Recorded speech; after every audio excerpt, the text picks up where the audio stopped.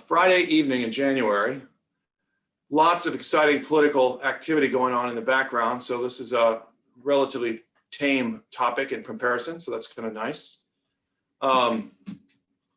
So I'm gonna give you guys an overview of impervious cover and its relationship to watershed health and function, and I'll talk a little bit about our regulations and how things have worked over time here in Austin regarding impervious cover. And I'm just going to launch in. And so it sounds like I should just keep rolling here, and then you guys will talk at the end. Is that the... Yeah, and Matt, if I could real quick, if anyone has a question for Matt that you want to ask, go ahead and write it down and then raise your hand using the little raise hand option down there at the bottom of your screen or on your phone, and we'll make you a panelist so that you can ask your question after Matt's addressed us. That's awesome. Okay. Very good. And so maybe talk for an hour or so and then have questions. Does that sound good? Correct. That sounds great. Okay. Very good. Okay. Well, here we are. Looking at, actually, this beautiful photo shows a lot of native plants here, but this is actually a what we call a structural water quality control that is really close to downtown. We're really close to the Pfluger pedestrian bridge in this view, and we're actually looking out over, of course, city of Austin. This must have been taken a long time ago because it looks like the Austonian is getting built here. A lot more buildings up now. So this first slide is just intended to show what impervious cover is, just for the, for a good background for folks. So impervious cover is basically any surface that that prevents the penetration of water, infiltration of water into the soil below. And so you can actually have natural impervious cover. You could have in some places in Central Texas, you have very extensive limestone outcrops that are just basically impervious, just slabs of limestone, and water just runs off of those. In many cases, it's got cracks and crevices and it actually soaks in somehow anyway. But most of the time we're talking about man-made, human-made impervious cover. And so most notable in urban areas, but it's a factor in any place where we humans are about. So you've got roofs, which is about, in the old stats, I don't know, it may have changed since I last looked at the stats, but about 45% or so of impervious cover in my guesstimate, thinking back, is roof habitat, or human habitat, as I might call it. And then roadways are a major source of impervious cover, of course. And then parking lots and drive aisles and that sort of thing also. And then a much smaller subset would be things like sidewalks and so forth. And so I'm going to go back to that real quick. Oops, if I can. Sorry, I don't know what I'm doing. Here we go. And so this is actually our beautiful, architecturally stunning building, the One Texas Center downtown at 505 Barton Springs Road, where my office is along with the rest of the watershed offices. And so there's this big surface parking lot here. And then in the back, there's a giant parking garage too. And this is actually where the old Armadillo World Headquarters used to be here, where there's now a parking lot. So basically what's going to happen is water's going to hit these roofs and the parking lot. And then that water is going to, if it's a really light rain, the water might collect on the street itself or, the pavement. But pretty soon it's going to start running off. Whereas if it's hitting trees, it takes a lot of water to actually get water to run off of a tree. There's so much surface area on a tree, all the leaves, the trunk and everything. You might even go out and after a pretty big rain and realize that the trunk of your tree is not even wet because they just absorb so much water. So each tree is sort of like a miniature detention pond or what have you. And obviously a much more wonderful natural version of that. And so natural areas really absorb water, and all the plants and creatures that live in natural areas kind of honestly they coexist and create systems that that collect and retain absolutely as much water as possible, especially in kind of a semi-arid environment like we have. And so natural systems are great at collecting water and basically being sort of mini rainwater harvesting systems, and making sure that water stays in the soil, stays in the leaf litter, and so forth. Whereas with impervious cover, things are going to come running off pretty quickly. So I'll show you more examples here. So in this next slide, which is the first one we saw, water is just going to, when it rains on a natural area, water is going to, the first stage is called interception, and water gets intercepted by all the surface area of all these plants and so forth. And then at a certain point, it overwhelms the ability for these surfaces to be coated with water, and then the water starts going into the ground if it can. And so in this natural soil area, water will start percolating down into the soil. And depending on your soil type, you can have very fast draining soils like sand, and then slower draining soils like clays. And we have all those kinds of soils in Austin, especially clay soils. I noticed that was one of your guys' good questions about that. We'll talk about that later. But basically, natural systems are absorbing and retaining water because that's the source of life. That's going to be, all these plants want to be able to retain this water as long as possible so they can thrive and survive until the next rainfall event. This integrate nature into the city motto is one of the components of our Imagine Austin comprehensive plan. And then so we cleverly, or Cindy cleverly, decided to also talk about integrating the city into nature, because we think that both directions are really important. Because the more perviousness you have, the more natural function you have, the more really good things happen in a lot of different ways. All right, here we go. I don't know what's going on with that animation, but we'll keep going. So when you talk about impervious cover, the kind of the opposite of impervious cover is of course pervious cover. And perviousness is a major component of green infrastructure. And so I'm going to be talking a lot about green infrastructure as I'm talking about impervious cover and pervious cover at the same time. Those are all really interrelated topics. And in our Imagine Austin comprehensive plan, we talk about, I'm just going to read this, green infrastructure is the strategically planned and managed networks of natural lands, parks, working landscapes, other open spaces, and green stormwater controls that conserve and enhance ecosystems and provide associated benefits to human populations. And so if you've got, and so that's a working definition of green infrastructure.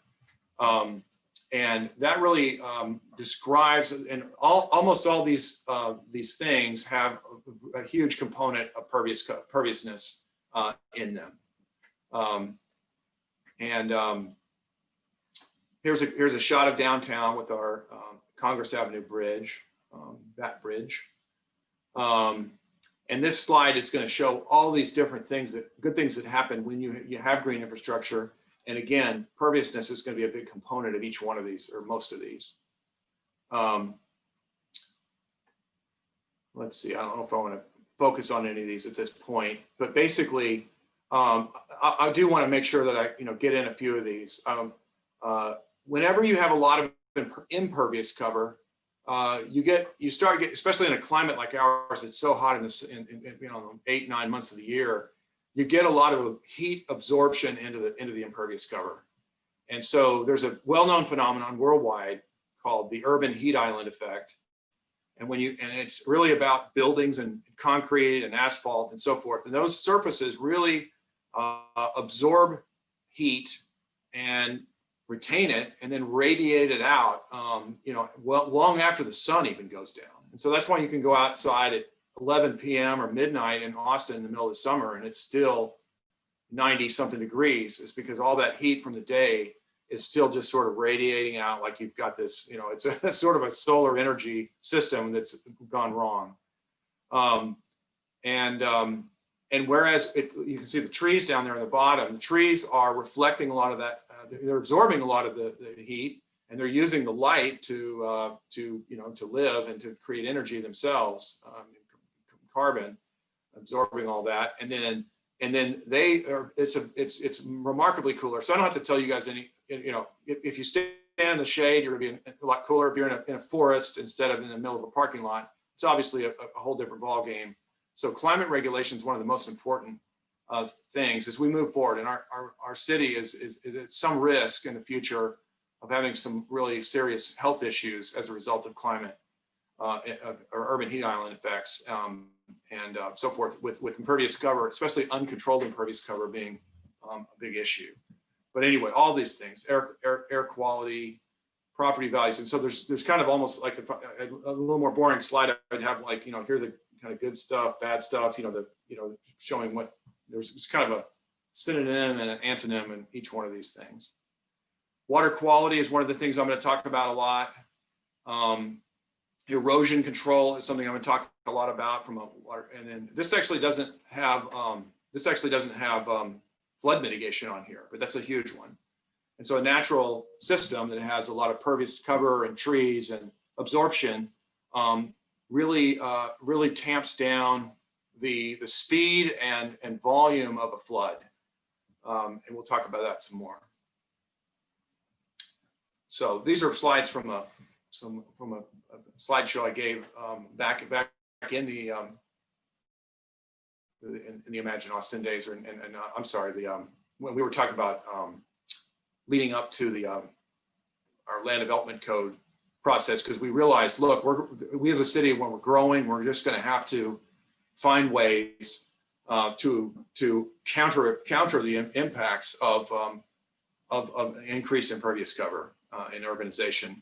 We know we're going to urbanize because we're growing, and we need to have places for people to live and work, but we need to make sure that the way we develop doesn't damage our health and our environment. So protection, cooling, absorption, and connections are all really key things that we'll talk about. I used to live up really pretty close to Hollon Mall. I know this looks a lot different now. Red Leaf and Austin Community College have really transformed this area, but this is what it looked like in the old days. And there's actually a creek that runs underneath Hollon Mall, and unfortunately, we actually tried to get that development to daylight it, as they say, but unfortunately, that was not part of their plan. So I think it's still going to be contained in a culvert. But this is kind of the opposite. This is like impervious cover gone wild, 90-something% impervious cover with the old Hollon Mall. So big urban heat island effects. You can imagine every drop of water practically on this thing is going to run off and have to go into the drainage system downstream. And so actually in San Francisco, we learned a while back that they had actually had painted the ground to show where historic creeks used to be. So just having folks understand what drainage systems should look like or where they should be is a starting point, and obviously restoring them is even better. So here's a natural creek system, of course, much different looking. This is in the Western Austin, and these are the kind of things we're trying to protect. And so a natural creek system is going to have all kinds of functions and help our community in ways that have blown out unnatural creeks is going to struggle to do. I mentioned flood mitigation, and so one of the big things, one thing I've actually struggled to convey, because during the Code Next and Land Development Code revision process, there were a ton of questions about flooding, and rightfully so. And council actually came out and said, look, we don't want our new code to increase flood risk. And we obviously in the watershed department, that was music to our ears and loved it. But we ended up having a lot of discussions about impervious cover and flooding. And I think Hurricane Harvey happened during that whole period, and there was a lot of discussion about impervious cover there. It's not controversial to me, but it's a little bit controversial subject to talk about. But not all flooding is related to impervious cover, but it has a big impact. This is a house that never should have been built, basically almost next to the creek. The creek's down below here, but this house really should have been in what we call our critical water quality zone buffer. And so nowadays, and I think it was probably built before we knew this floodplain was as big and dangerous as it really turned out to be when we had better information. But this is a subdivision that was built out in the county back before we had good regulations. And so whether or not there's a lot of impervious cover upstream, this is just a bad place to have a home. And so we ended up buying this house along with a few others on its block to rescue it. So not all flooding comes from impervious cover, but some flooding is exacerbated by impervious cover for sure. The smaller the flood, the more impervious cover matters, because you can imagine that if you've got imagine if it hadn't rained in a while, it's kind of dry, and it starts raining, and the ground's absorbing everything, and the plants are absorbing everything. It takes a while for the water to even start running off, especially the natural system parts.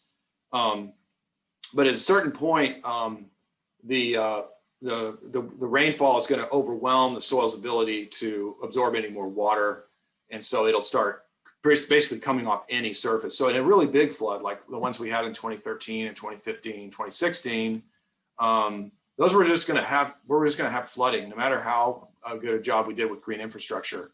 But the green infrastructure really helps with these smaller 1 and 2, 5-year floods that actually can flood a few people and cause some real hazards, because those are small enough storms that the green infrastructure and natural systems can actually really slow down and absorb some of the water. We can talk about that more if you guys want. It's a little bit complicated. So we've had a lot of woe in Austin with flooding. And then here is this is a wonderful, this is a Cherry Creek branch of tributary of Williamson Creek. And this is an area that we ended up, this used to be a subdivision. There used to be houses all through here. And what a beautiful place this would have been to live, right? Except that it was in, I think, the 10-year floodplain. And so these guys flooded over and over again. And finally, we approached them and said, look, I think the only solution we can see here that's going to work is a buyout. And they were actually grateful and said, we would love to live somewhere besides here because we can't afford to flood over and over again like this. So we bought them out, and we created these, and the community came in, and now it's public land, and the community is now adopted this and is turned it into a community space. So this is an area that, frankly, is in the floodplain and wants to be flooded. A floodplain is a natural place to have flooding and to absorb water and so forth. So this is so much better to have this than to have people in distress and in harm's way. So now you have community space, floodplain, and health and safety.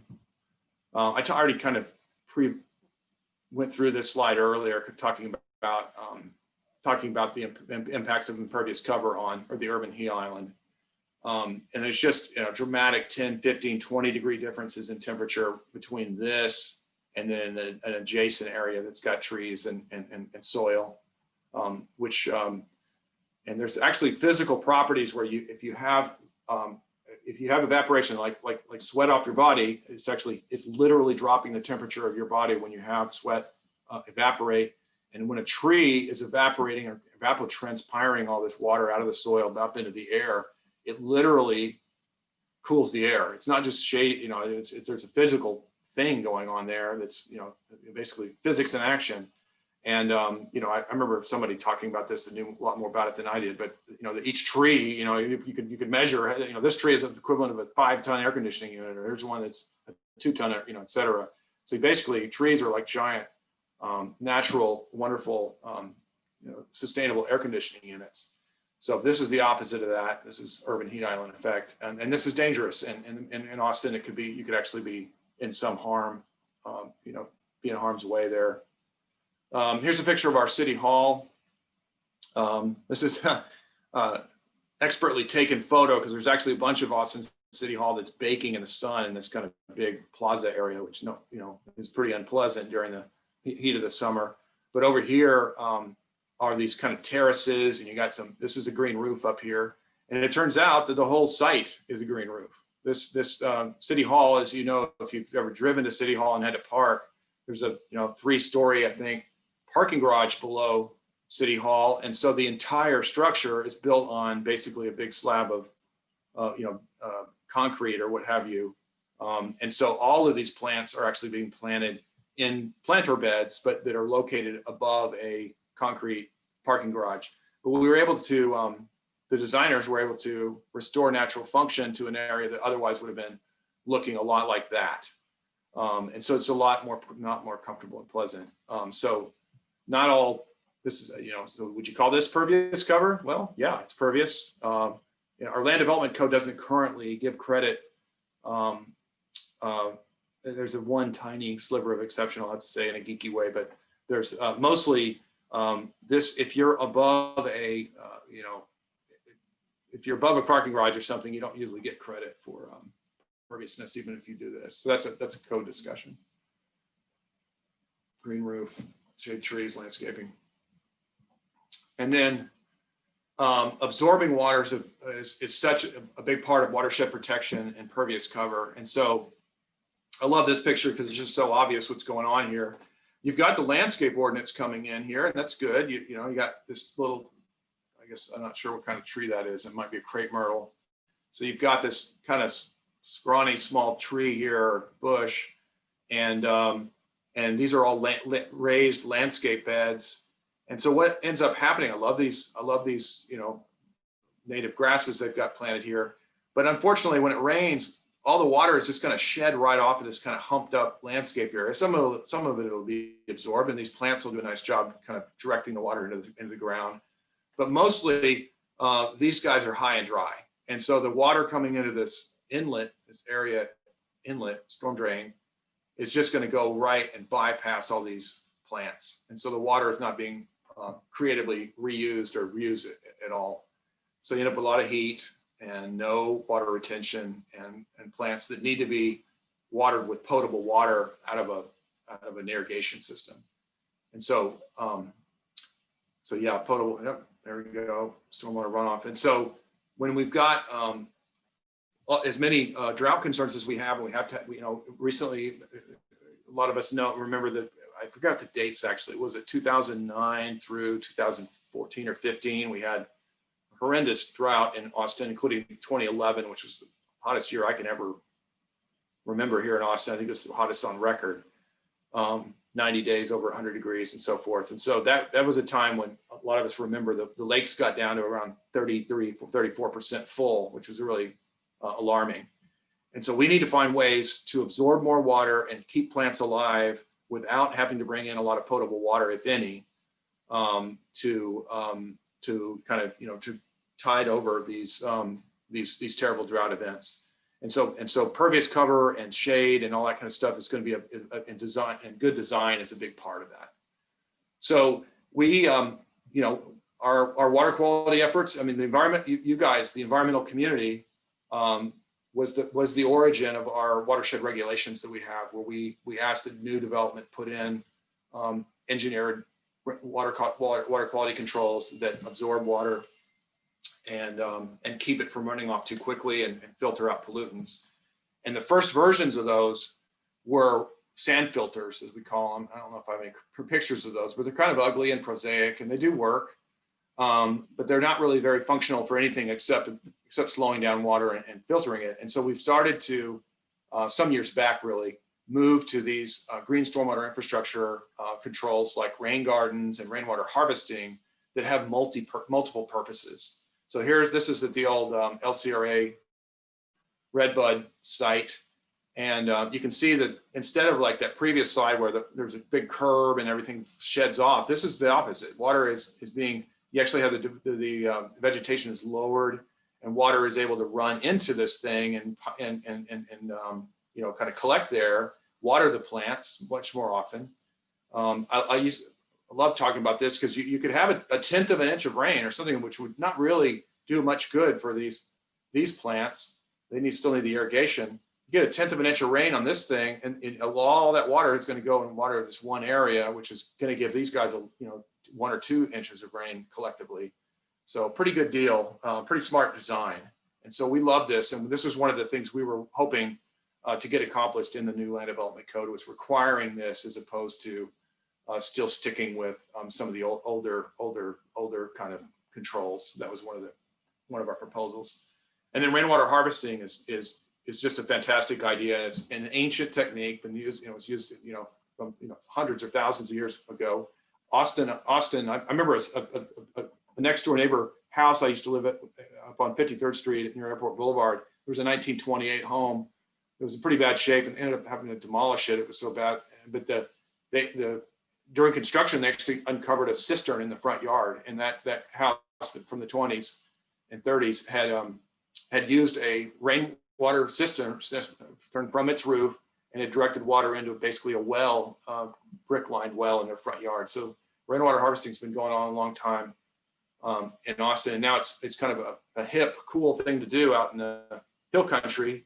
And we'd like to see a lot more of it here in Austin because we think it's a fantastic idea. So it turns impervious cover, like these roofs, into a water supply. And so you can actually have, capture water and reuse it later. So even though you have these, what would used to be a pretty bad outcome, you have just roof running off uncontrolled into a creek. Now you've got roof going into a rainwater harvesting system, keeping this water for later reuse and health of the natural system, and you can take less pressure off. You can take pressure off of the lake, water supply lake. This was a slide just kind of talking about a green infrastructure and imperviousness. I mean, this is nominally this is a green. I mean, this has grass in it, but this is not a very natural stream channel. And so, in a way, this is kind of discussing what, there's perviousness and then there's perviousness. So this is a poor ecological system. It was put in by a developer who wanted to maximize the number of lots in their subdivision. And so they figured, okay, we'll just transform what used to be a natural creek that probably meandered through here and used up a lot more room. And so we'll straighten it and just put it into its trapezoidal channel here, and then let the water come through here. So this is not great for a whole bunch of reasons. We don't have public trail access, and then our department or somebody has to, and we actually maintain a lot of these. We have to go in and mow this in perpetuity to keep it from growing up too much, because if it grows up too much, then it starts flooding these homes. So we need these homes to be further back. We need this to be much more natural and provide that natural function, obviously perviousness, and this is what we call it should be what we call it is a riparian zone. It's just poor condition, but riparian zone just means streamside area of land, and these are really amazing places that do a whole lot of heavy lifting from an ecological standpoint. Some of you guys may have been around when the Austin Creeks plan was produced. I think Sinclair Black and others helped create this back in 1976. This is one of our really early recognition, 2 years after our very first watershed ordinance in 1974, where Austin was really embracing the idea of natural channels, leaving them in natural condition, not, it'd be a while till we got it, we still haven't entirely gotten away from this, but getting away from creeks in pipes, creeks in concrete. This is down here at South Boggy Creek. This is just a little green belt along the side of it. You can't really see the channel very well, but it's not very far through these trees. So this is a much better scenario. You don't have just fences and houses right next to it. You've got this buffer.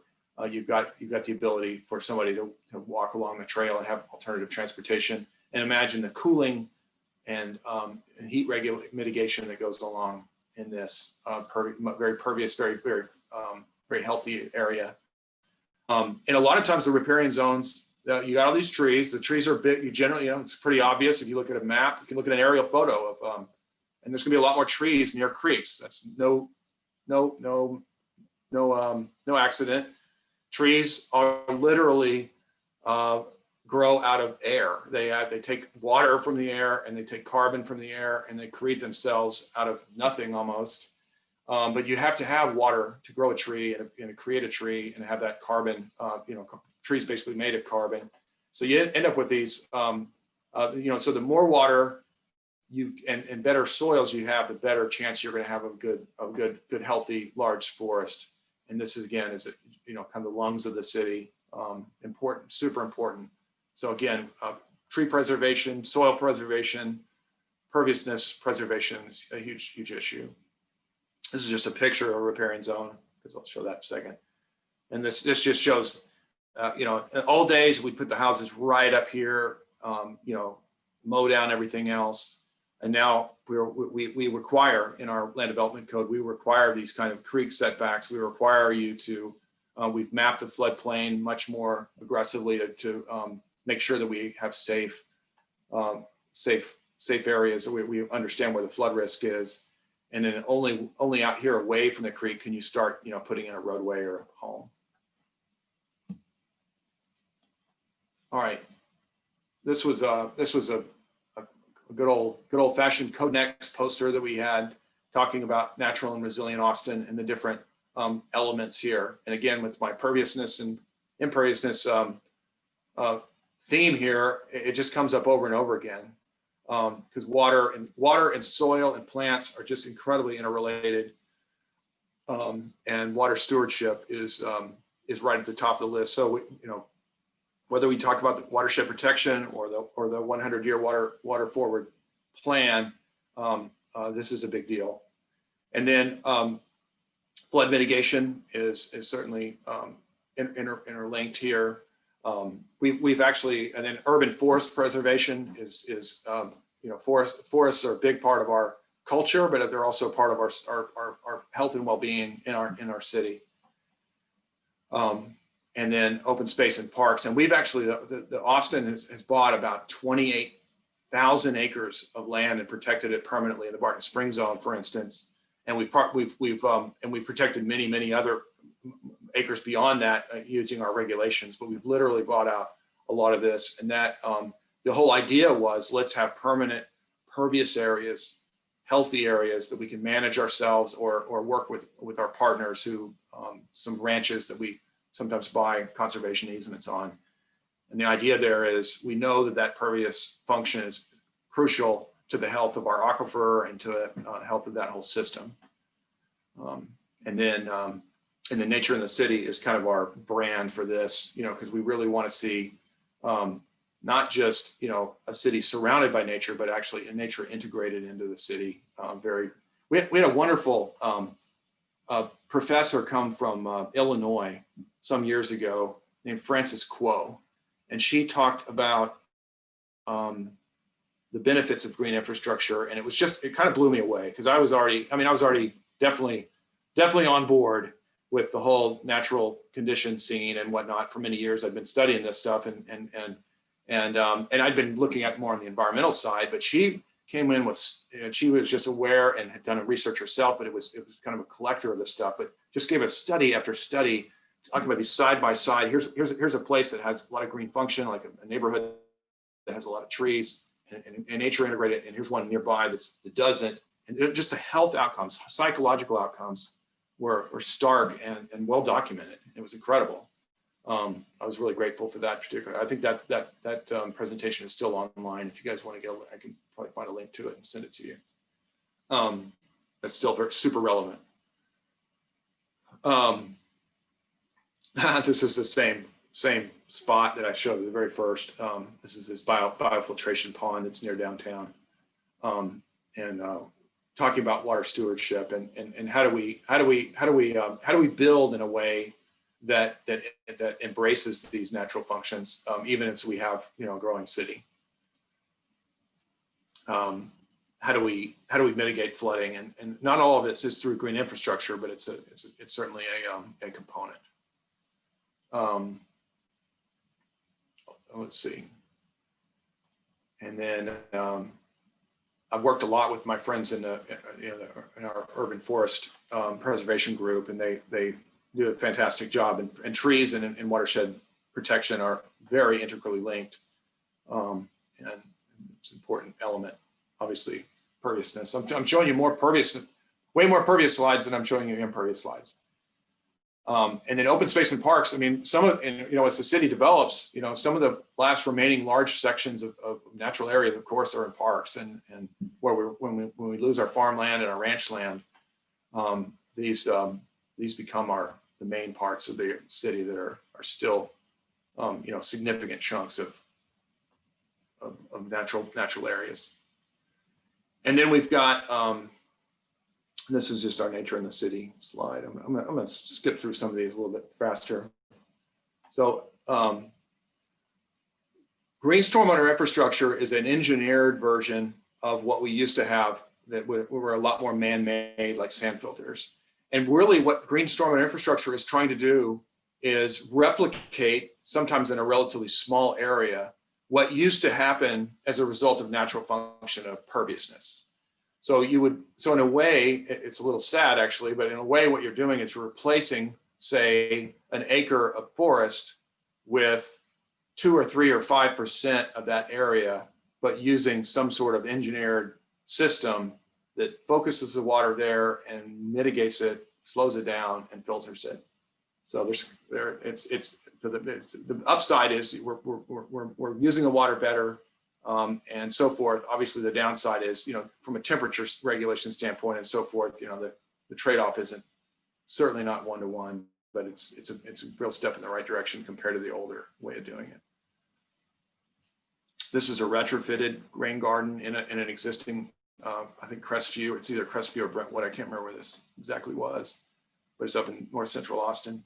We have lots of rain tanks going in around town, including in a lot of our schools. And there's lots of ideas about how to infiltrate water into, around gutters. This is a little tricky to do. Still got this slide in here. Here's another rain garden. Oh yeah, I knew I would have at least one of these kind of slides. I love making these slides, and they're probably super tedious to look at from y'all's perspective. So I won't linger on this too long, and people can always rewind and pause on it if they want to. But it just shows the difference between gray infrastructure and frankly, when you think gray infrastructure, be also thinking impervious cover and impervious systems. And it's sort of an offshoot of this, and then green infrastructure with perviousness and so forth. And so there's just you can just kind of read through this a little bit and get the idea. There's a lot. Back in the 50s, 60s, 70s, we really thought gray infrastructure was the way to go. Man can control nature, all that kind of stuff. And then we learned the hard way that we had a lot more hubris than we had know-how. And we've learned a lot of lessons, and we've really started moving toward using natural systems in our designs so that we don't have things literally get torn up after a short period of time, where we think things are going well and they end up creating more problems or more maintenance issues than we realized or bargained for. I can go back to that one more if you want to see it, but I love these kind of things, but I think it might be a little slow. I don't want to take up too much time. All right, so I actually don't know if it was our scientists that coined this. I think it's an international term now, but there's actually a well-known dynamic that when you transform a watershed from a natural condition into an urbanized condition, especially if you don't do some things to counteract these negative impacts, you get serious negative impacts.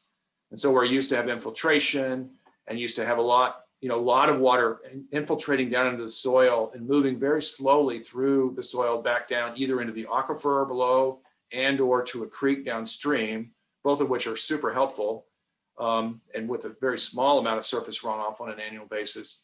Now you've got tons of surface runoff coming off, and you've really reduced or capped off your subsurface flows and your water going into the aquifer. So this is a very negative dynamic. And so those green stormwater infrastructure controls I was showing you are our sort of modern, latest way of trying to slow this down and counteract that and get some of this green natural function back into an urban setting as we're growing. This is just another version of that, just showing it from a couple different. This is a national slide I pulled off the internet. Honestly, I think these numbers would be a little different in Austin, and this might be a little bit of old information. And I wish these arrows were kind of to scale, because I actually think evapotranspiration is a much larger component in a natural system than just 40%. I think it's well in excess of that. It might be more than double even. But basically, you've got a ton of water that just gets absorbed by the trees in the soil, caught up in here, and a whole lot of it evaporates off or goes up through the trees as transpiration. And that cools everything off. That is literally an air conditioning system. We use the kind of air conditioning system that uses electricity and requires a lot of power lines and power plants, but so forth. But a tree does it on its own and cools things down. And so you end up with lots more deep infiltration, shallow infiltration. And shallow infiltration ends up leading to base flow in creeks, as does some of the deep infiltration. So this is a big deal. If you want your creek to have water, not just during a storm and then high and dry later, you need to have some infiltration of water that slowly makes it into the creek and seeps out over a period of days and even weeks, instead of just all coming at once. And you can just see the opposite over here with these more intensive urban settings.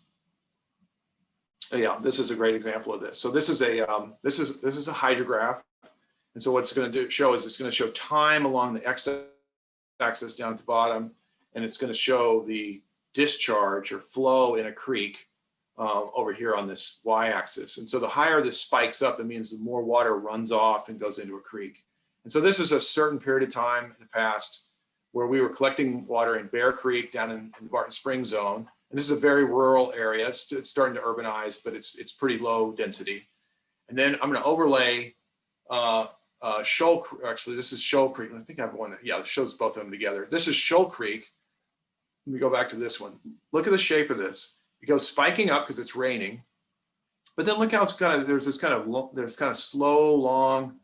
This is the recession here this is the water. This is flow in the creek. This isn't rainfall. This is flow in the creek, and you can see that it's still flowing, still flowing, still flowing, still flowing until it almost never gets to zero. And then it rains again, and it comes up again, and then it's still flowing, rains again, etc. And so here's a very big storm, and it has even longer, kind of recession. There's a lot of water in there, and then finally here's July and June, July. So it's probably hot now, and then it finally dries up, and it's dry in the creek. But this is pretty healthy system with this. And then you go to Shoal Creek, which is very urbanized. It's got about 60% impervious cover. This one probably has 10% or less. And now you've got all the water coming off during the storm and immediately drops down, and there's basically no flow in the creek in between. Very negative. Look how big this storm was. This is the same period of record. So the storms were similar because they're coming through the area. And you can just see how much more base flow is going on with the, and so this is absolutely a function of impervious cover. So when you have impervious cover, you're going to have flashy creeks, you're going to have all the water come off at once, and you're going to have a very struggling creek with a lot of erosion, very little aquatic life activity in comparison, very few fish, so forth. Whereas when you've got this other flow regimen, you've got a shot at a lot more natural function. I hear my dog scratching at my door, so I hope that's not too annoying. All right. This is just a quick shot showing, pollutant loads go up as you have more impervious cover. Pollutants generally are absorbed in soil, and actually phosphorus is a nutrient, and phosphorus would be a really healthy thing to have in your soil, to have, the plants would like to use that nutrient. But unfortunately it gets caught on the impervious cover and washes off and goes directly into our creeks and lakes and causes aquatic problems. So you don't want to have too much phosphorus or nitrogen in your waterways, or else you get a lot of algae.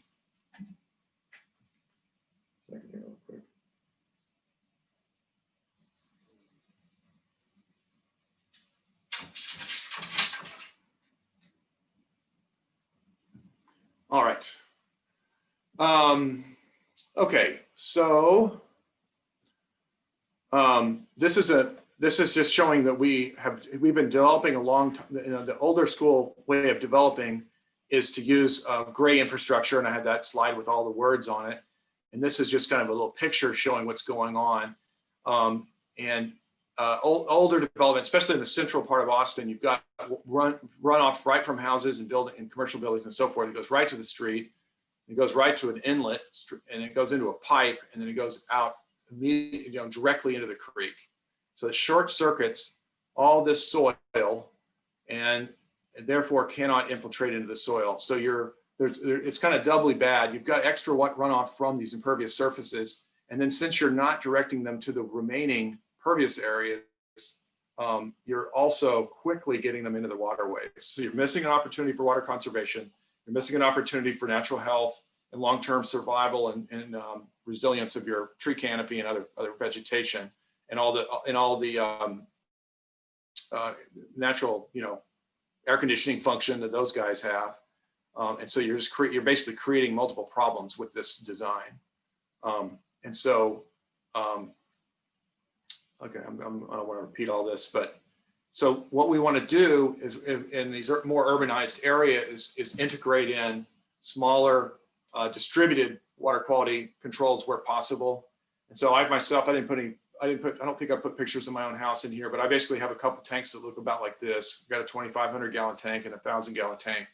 And so that takes water off my roof, and I'm able to slowly use that on my gardens and on my landscape over time and keep my trees healthy instead of having that water, just come blowing off. And so one dream I have is we might start integrating these into, new homes. We talk about solar ready homes and having, I have solar panels on my own home. I love solar energy too, but I would love to have new home construction include things like solar energy, but also landscaping solutions that are basically built in. You don't have to, retrofit it back in, but with thousands of homes already built, these are also can be added back to a home. So so you got impervious cover, it's got the roof here. It could cause some issues, but by connecting it to a rain tank and slowly draining this down into your landscape, you can counteract the impacts of that impervious cover. I don't know too many people who don't want to have a roof over their head in Austin. I certainly like having a roof and impervious cover, but you can kind of have your cake and eat it too with these systems. And there's all kinds of benefits from using green infrastructure in this way, and they basically all interact with perviousness. So they're disconnecting impervious cover. They're not mainlining the water right into the creek through pipes and so forth, and across roadways and pipes and right into the creek. They're disconnecting it, meaning they reconnect it to pervious cover, so it can soak into the ground and infiltrate. And then we believe that this could be a much more cost-effective strategy as well, and we've shown that in some past case studies, infiltrating base flow, all the stuff I've been talking about earlier. Oh, this is I did put one in here. Okay, this is my house. So we have these tanks, and so this has just been really exciting and fun, and I enjoy it. I think one of the things I like the most about green infrastructure also is it's very educational. And I've also kind of graded my yard so that I end up with a big lake in the middle of my backyard that doesn't run off anymore because I want it to infiltrate into my soil. But anyway, I think it can be a both creative and educational and beautiful experience. But you have to end up actually, but with these systems, anytime you go, so if this was just a forest, it would just work on its own. I wouldn't have to worry about it. It would just grow and maintain itself. But I actually have to operate this system. I have to, turn the hoses on and off and do things like that. So there is over time. So one issue has been, and we've talked about this, gosh, for 20 years or more, how do we integrate more of these systems in? And one of the big challenges is operations and maintenance, basically. And so making sure it functions and that people actually make sure that it's there. And we've seen a lot of these systems actually get built, and then somebody just goes, golly, this is a real hassle. I'm just going to leave it running all the time, so it doesn't really work very well, or I'm going to disconnect the gutters from it. And so you have to have a committed citizenry that understands it and is wanting to do it. So that's the end of that section. It's about almost 8. That's my contact information if anybody wants to call me. I love talking to people, and if you guys have other questions. But basically, the summary of this is that we have a natural city. We get a nice picture for the backdrop of this when we're talking. We have a natural city, and we obviously all cities grew up originally in some sort of natural setting, and figuring out a good way to accommodate both our new footprints that we need, because we need a place to live. We need to move around in transportation in one way or another to get from place to place. And so that involves some level of impervious cover. But how do we build that so that we can actually live well and embrace the natural function and health that comes with it. And so I think from looking at the questions you guys have already submitted, you're asking some of the biggest questions that we've been facing these last number of years. And so I'm actually super looking forward to fielding some of those. So Tim, do you want me to stop sharing my screen? How does this work? Oh, yes, sorry, I forgot to unmute. Yes, yeah, you can stop sharing. And looks like we have, we had a couple pre-arranged questions. I'm going to try to consolidate some of this a bit, because some of them are similar, just kind of talk about general topics that, so some of the things you can kind of probably address in the same answer. But one of the questions we had was a lot about different types of soil, like explain how like challenging clay, a lot of Austin's clay, what kind of soils have more or less serve more or less as pervious cover. Sure. So it's fun. I don't have a map at the ready showing soils in Austin, but a huge percentage of soils in Austin, there are these soil hydrologic groups you'll see on maps, and you'll see A, B, C, D, and A is like fast draining sandy soils, and B are pretty relatively fast draining soils. Some of those are around creeks. Along the Colorado River, there's a lot of sand and gravel that moves up and down rivers, in central Texas and in most rivers. And that's why we have sand and gravel mines downstream of Austin. That's where all the sand and gravel is piling up. That's really fast draining. And so we have, and so if you have sandy soils, and actually I live really kind of close to the river. And so we actually have pretty sandy soils in my backyard, which is very strange because most of the time I lived in Austin, I've had heavy clay soil like most folks. And it makes a big difference. And so the water can actually really infiltrate into the soil. So in an area that's got clay soils, I have, type C and especially type D, which is very slowly draining, very tight clay, very heavy, like the kind when you walk through the old, cow field, your shoes, have, like 5 pounds of mud on each one. That's the kind of clay we have in a lot of Austin, the blackland prairie soils of Eastern Austin, especially. And so that really blocks water from moving quickly into the soil. One thing it does do, though, remember I'm obsessed with this topic of surface area. I talked about it with tree leaves and so forth. The bigger the surface area, the more, more space there is for water to kind of coat and get hung up in there and retained. And sand is kind of bigger particles, and then there's these little teeny particles with clay, and they actually hold more water, and so clay can actually stay wetter longer. It doesn't drain out as quickly, and so you can have some runoff issues with clay, but actually there's some real benefits too. Also, one issue I've read a lot about this in the literature, but basically, if you've got a really fast draining soils and you put impervious cover on that, you've really changed the hydrology of that area. If you have really heavy clay soils and you put impervious cover on there, it's not as big of a delta, not as big of a change. But unfortunately, also those heavy clay soils often have clay-lined creeks, which are very erosive. And so you have some issues there. So heavy clay also, when you get it wet, it expands.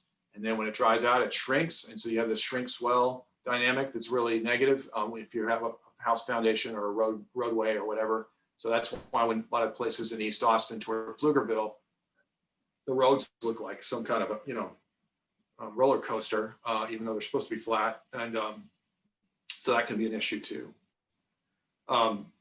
Let's see. Yeah, another question we had was, how can we use pervious pavers to positively benefit the environment? Absolutely. I've been a longtime fan of pervious pavement, and Austin has been pretty slow to warm up to pervious pavement. We actually tried a lot of experimental versions of those in the 80s. You'll see them like Symphony Square downtown and a few places. There's these kind of old installations where you'll see these kind of honeycomb looking concrete cells all, in a parking lot with grass in between or what have you, or soil in between. And those didn't always get installed correctly. It was an early experimental stage. I'm not even sure. We gave them a little bit of credit at the time. And then later our water quality experts were just like, this is really, we can't guarantee this is going to work over the long haul. So let's not even give any credit at all. So for a while there, we were kind of stiff arming it. Even as other areas around the country were starting to embrace it. And it does need to be installed very well. So basically what we're talking about is, instead of saying putting down asphalt in your parking lot, there's a way of actually putting in porous asphalt or putting in porous concrete in those areas. And what you do is you have some kind of maybe gravel base underneath that can actually hold water. It's kind of like a reservoir.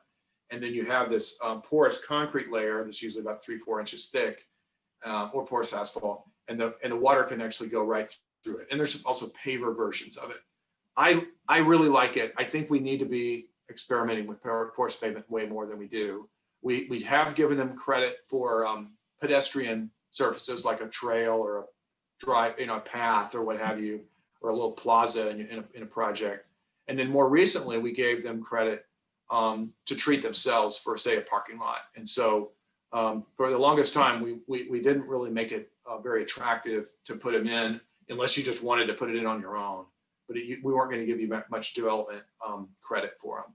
But it's obviously porous pavement is not like a natural, prairie or something in terms of natural function, but it's absorbing water.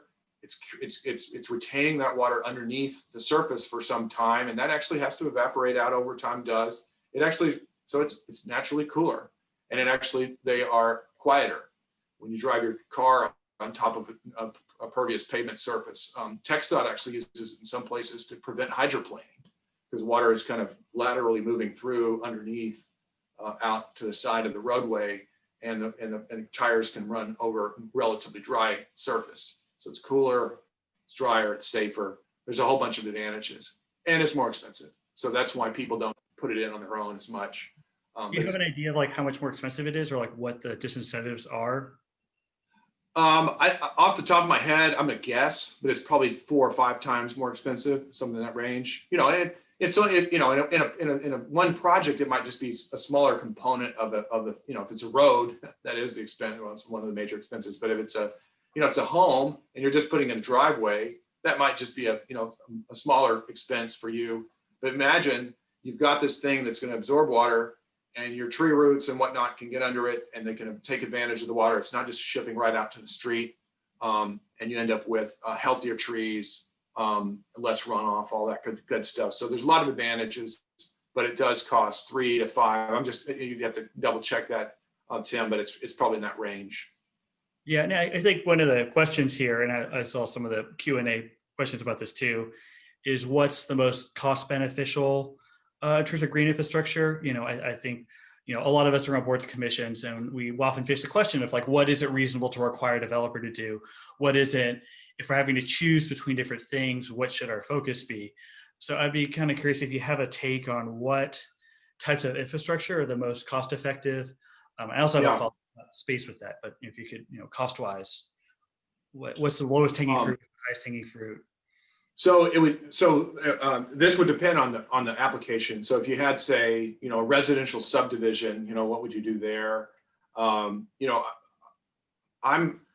and some of this is done already. It's not done as a matter of course, but the prevention is always the easiest way to work with these things. And so if you've got a more sophisticated developer is going to look at their trees and their soil, and they're going to look at their lay of the land. And when they design their site, they're not just going to flatten everything and take out everything and then stick things back in terms of natural function. That's going to tear up the soils. It's going to remove valuable trees. And we have good tree protections, and we have a lot of things that keep a lot of that from happening. But if you can plan around that, you can retain the perviousness of your soils and not have them compacted during construction. You maintain trees that take a long time to grow. And the more compacted your soil, the more difficulty your tree is going to have to recover and grow quickly or well, or survive some kind of long-term stress like drought. So careful planning and design of your project is just job one. leaving natural function in place in places like creeks. And you saw those pictures I had of creeks and riparian areas. That's really crucial to leave that. And so our regulatory structure requires you, in many cases, depending on how big the creek is. If it gets down to a smaller size, we don't actually require protections down past a certain point, but it always helps to maintain those natural areas. But when it comes to green infrastructure, I think things that are simpler, like rain gardens, can be very inexpensive. And honestly, especially in terms of total construction cost, on a residential scale, a rain tank can be a really good addition. You saw the ones I put in on our house. We've actually gone to the Board of Adjustment several times. Mike Kelly and I both with watershed protection, and so they have these cases where somebody has put in too much impervious cover illegally. Oops, I added another 200 or 300 feet of extra square feet of impervious cover. My bad. What do I do? And so they go to the Board of Adjustment. And so the BOA representative said, "Gosh, what do we do? What do we do about this? This is coming up over and over again." So Mike and I came up with a system where we calculated, here's how big of a rain tank it would take to compensate for X square feet of impervious cover needs Y gallons of water in a tank to compensate for it. And so we actually had some pretty direct things. And so I like your question about waters and commissions, because this comes up over and over again. People are saying, I want a variance for this. I don't want to do this for a stream setback, or I don't want to do this for a steep slope, regulation, or what have you. And so we actually came up with a set of kind of common sense responses to some of these, where we would have something that would actually help mitigate, help out with the damage that might be done otherwise if you went ahead with kind of blowing past our normal regulations.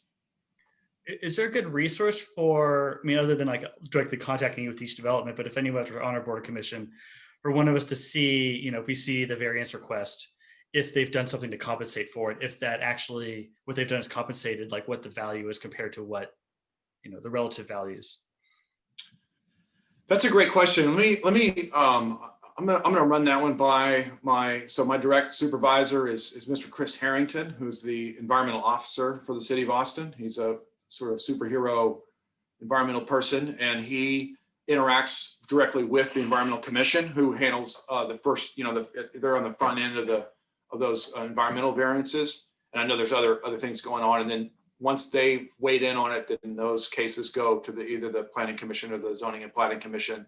And let me talk to him and to Atha Phillips, who also works with him, and make sure. I'm pretty sure they're aware of this, but I'm actually happy to share out the that table that I have that Mike and I created some number of years ago, but it's still totally relevant. It's just it's the classic. Here are the kinds of things that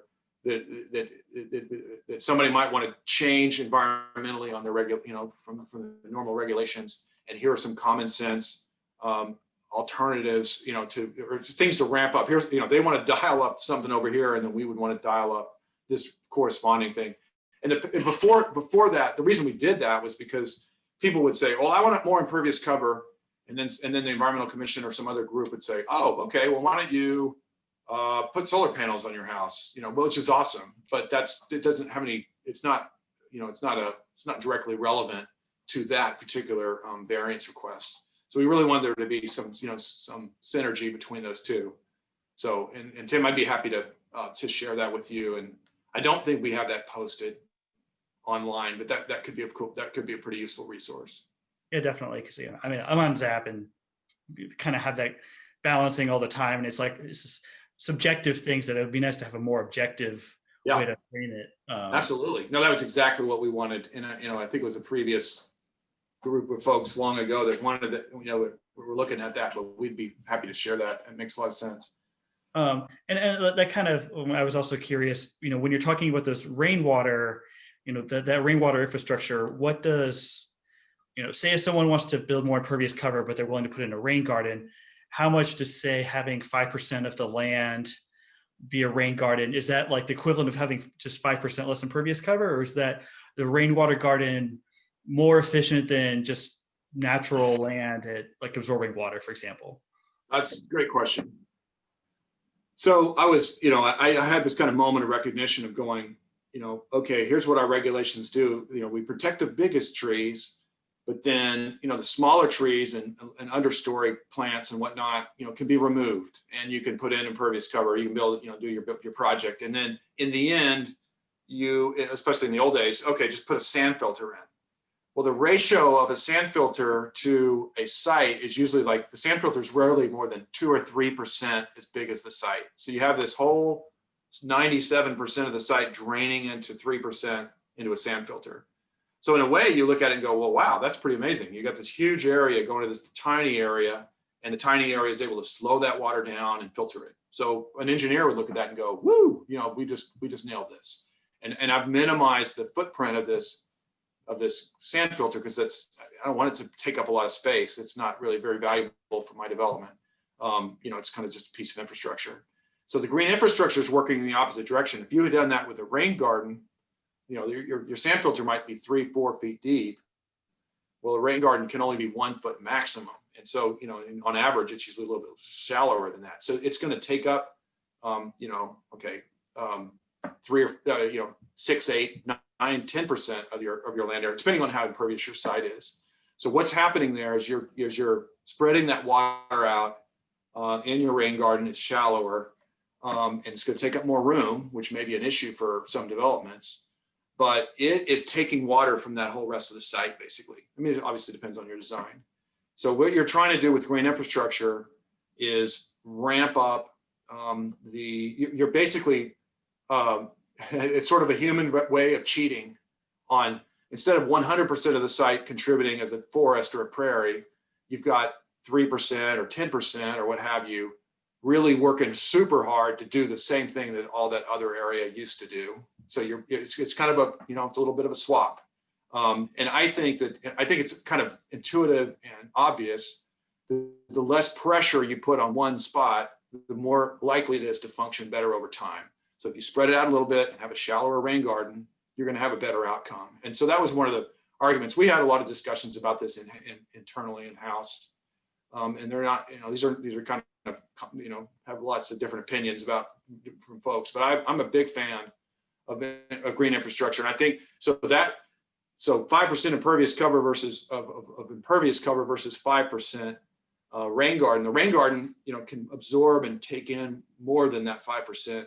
It's gonna handle more than its own footprint of land to it. But it's a design issue. You have to kind of do site-specific calculations. But for sure, 5% impervious cover going to 5% of a rain garden would be, the rain garden would do great in that scenario. Okay.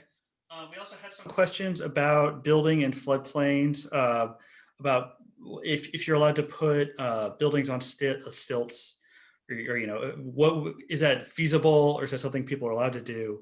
Great question. Okay, so a lot of you know about the recent, I guess November of 2019, we passed the Atlas 14 floodplain regulations, and we realized after a national studied a series of areas of the United States, and then eventually got to Texas, and they looked at Texas and realized, whoops, this big strip from Houston and Galveston and Beaumont all the way over through Austin into Corpus experiences a lot heavier rainfall than we thought earlier. The intensity of rainfall is higher.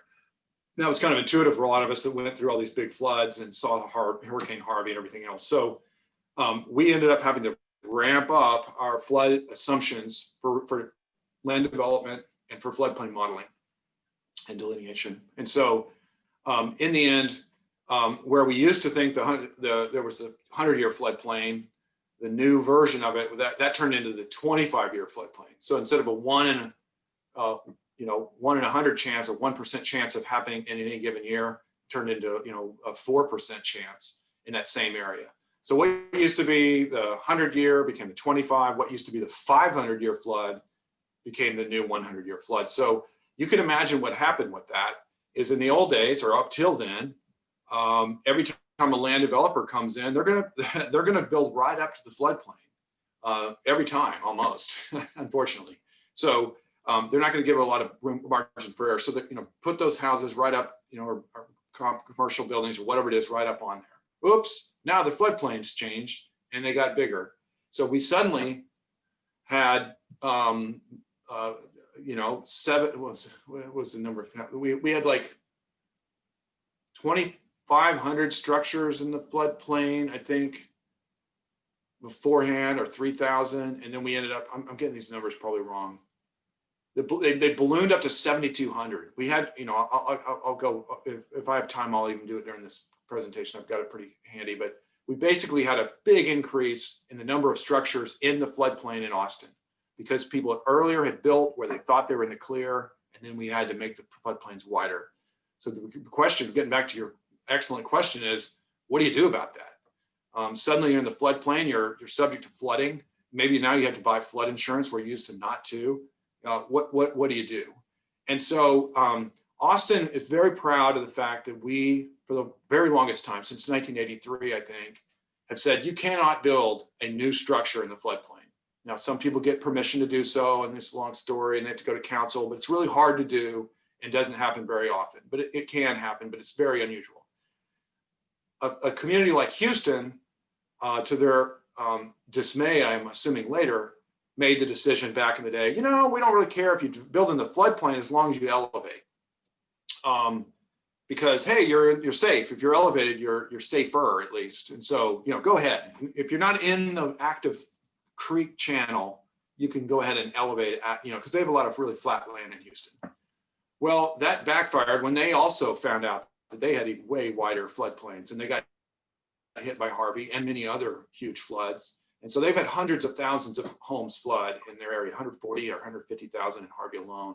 So elevation is a great idea and we like it, but we want to make sure that, so if the answer to your question, I'm so long-winded here, I'm sorry, that basically, if you want to build a new building, it's very unlikely that you can build in the floodplain in Austin.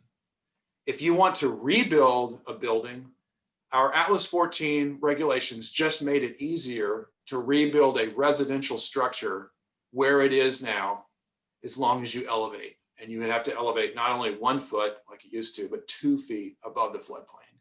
And the reason we did that was because there's all these houses that are in the floodplain, partly as a result of Atlas 14, but a lot of them were already there. It went from 5,000 to 7,200 was the numbers. Now that I'm trying to remember it. But anyway, the problem with that is, we want people to be able to be safer, and being elevated is definitely safer, way safer. And in fact, our floodplain administrator said this over and over again every time he made a speech. He said the single biggest thing that floodplain managers say to do is to elevate and make sure. I think he would actually say beforehand, the best thing to do is to stay out of the floodplain.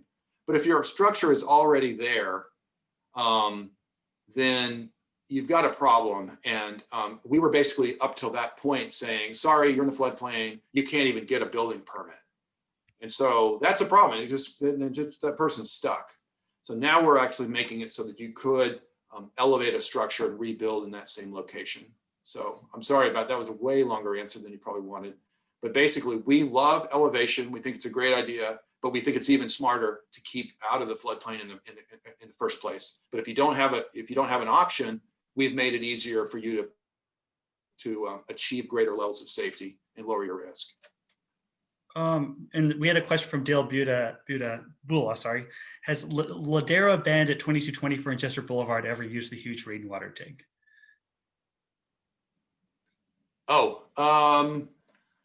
Dale, I don't know the answer to that. I'm not familiar with the details of that. Do you want to, is that I can try to investigate that and get back with you, or if you want to give me a little more information, I could make a more educated answer maybe. Or let me see if I can. A piece of infrastructure that you want to reuse as an environmental asset. I'm not sure with that. I'm just not familiar with it. Well, we can have him. We'll forward it. Okay. Looks like Jessica has a question. Yeah, and Jessica, I know you had a couple. Let me, let you, Jessica. Yeah, no. I mean, I wasn't trying to jump in on that. I was thinking specifically about that question, and I was answering it on in the Q&A. It's fine. I'll wait till the very end of mine because mine are a bit more specific, if that's okay. Unless you want me to go now. You can go ahead for a few questions. I'll let you go ahead. Okay, then. So in the beginning of the discussion, you said we know we're going to urbanize, right? And I kind of feel like we're kind of already at that point, considering the coverage of the Austin metro area and how large it's become. I hear from a lot of urbanists, urban planners, claiming that impervious cover isn't as important here in Austin due to our clay subsoil. They kind of argue that instead the density is more important than impervious cover because the clay subsoil makes it superfluous, if that makes sense. Could you offer some thoughts on that? Oh gosh, yeah, that's a huge topic. Great question. I'm not gonna. I mean, if somebody comes in and says, "Hey, clay soils are so tight and absorb rainfall so slowly that they're effectively impervious anyway. So what's the point? It doesn't really matter if you have impervious cover." And again, I actually alluded to that a little bit. If it's sandy, it goes.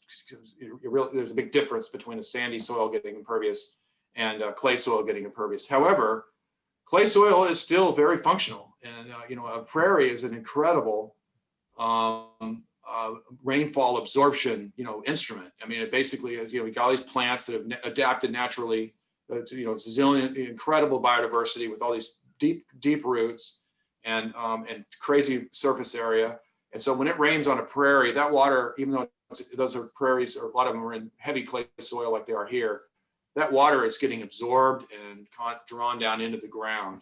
So I don't buy that that clay soils, we just kind of give up on them because, hey, there's already too much runoff. I think a lot of times what happens is you have clay soils and you have a lot of development in there, and during the development they get really compacted, which turns them almost into like a landfill liner. And so yeah, you can really degrade the soil. You have to do more soil remediation to get basically to kind of recover the natural function. But I would not. I'm on the east side, man. I'm a big fan of making sure we protect soil and have natural function there too. On the, I mean, and our blackland prairies are one of the most endangered ecosystems in the United States. Sadly, they're incredible farmland is the reason, and so most of them have been plowed under. So, but they have a tremendous natural function, and especially if treated well. Meanwhile, on the kind of urbanist scene, this is one of the hottest topics in Austin right now for land development. Is do we want to be intensive? Do we want to have height? Do we want to have density, or do we want to have do we want to protect these natural areas? And I think it's one of the most interesting but also difficult puzzles in our land development code. I do think we should be thinking in terms of impacts per capita. I'm a very environmental person. I actually think we do need to think about, like if you had, 2 or 4 units where there used to be 1 and it was a real similar footprint. I mean, I think, accommodating that instead of having all those units spread out and have to have roads to get out to people and go back and forth and all this other stuff. I just think that's pretty clear that we've got to use space much more effectively.